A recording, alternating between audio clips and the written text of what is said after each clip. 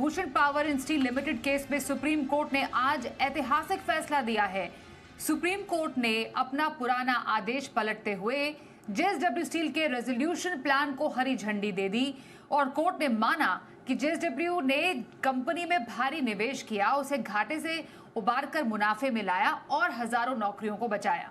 Court का सख्त शब्दों में कहना था कि अगर पुराने प्रमोटर्स की दलीलें मान ली जाती तो इसके विनाशकारी नतीजे होते। पूरी खबर को और डिटेल से समझते हैं। जी मीडिया संवाददाता तरुण शर्मा इस वक्त हमारे साथ हैं।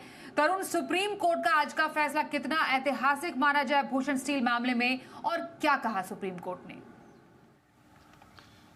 बिल्कुल साथियों, बताना चाहूँगा कि जो आज का सुप्रीम कोर्ट का फैसला जेएसडब्ल्यू भूषण स्टील मामले में है वो एक ऐतिहासिक इस वजह से है क्योंकि ये इस फैसले ने आईबीसी अमेंडमेंट की नींव रख दी थी।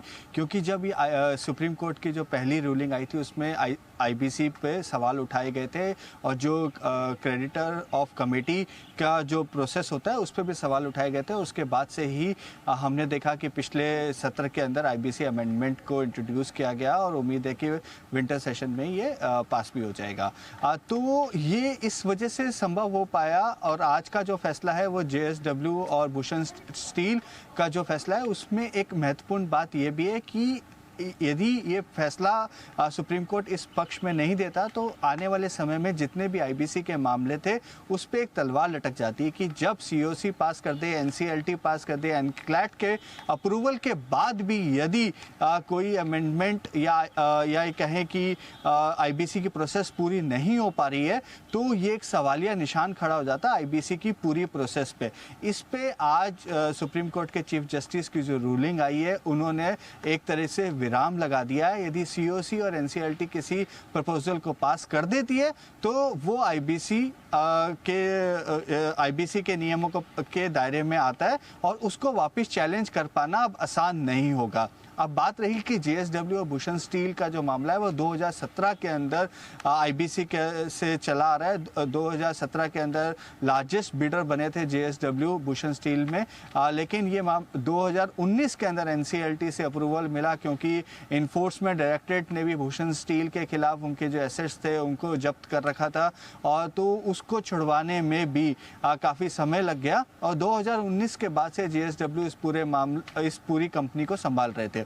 अब हाल ही में जो पुराने प्रमोटर्स थे वो सुप्रीम कोर्ट गए कि सीओसी की रिकमेंडेशंस को ठीक तरीके से नहीं माना गया, जो आरपी ने भी अच्छे से काम नहीं किया। तो इस तहज पे ये जो आईबीसी का जो या कहें कि आईबीसी की जो प्रोसेस है इसको हॉल्ट कर देना चाहिए और वापस बिडिंग मंगानी चाहिए। तो इस पे आज सुप्रीम कोर्ट के चीफ जस्टिस ने साफ कर दिया कि 5 साल के अंदर जेएसडब्ल्यू ने भूषण स्टील को प्रॉफिटेबिलिटी में लेकर आए हैं।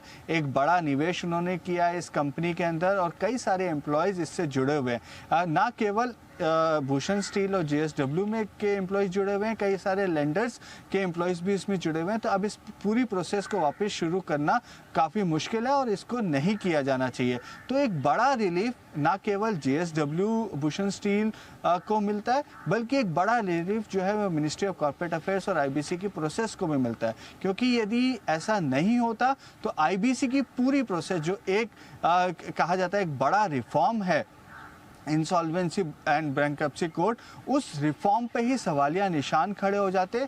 लेकिन सुप्रीम कोर्ट के फैसले के बाद अब ऐसा नहीं होगा और एक बड़ा फैसला सुप्रीम कोर्ट ने बिल्कुल क्लैरिटी के साथ दिया है और सुप्रीम कोर्ट के चीफ जस्टिस ने ये भी कहा कि एक बहुत बल्कि ऑर्डर है ये और इसलिए इस ऑर्डर को प्रोनाउंस करने में थोड़ा समय लगा क्योंकि जो पक्ष थे और जो रूल्स एंड रेगुलेशंस थे। तो ये एक बहुत बड़ा मामला है तरुण, जैसा आपने बताया इस पूरे मामले में Bhushan power steel limited case में सुप्रीम कोर्ट ने ये जो ऐतिहासिक फैसला दिया है ये अपने आप में ऐतिहासिक तो है ही, ऐसे कई मामलों के लिए नजीर भी पेश करता है और साफ तौर पर ऐसा ही मालूम चल रहा है कि इंसॉल्वेंसी एंड बैंक्रप्सी कोड जो है आईबीसी कोड है इस फैसले के बाद इससे मजबूती जरूर मिलेगी। धन्यवाद करेंगे इस पूरी खबर पर, आगे भी हम एनालिसिस करते रहेंगे।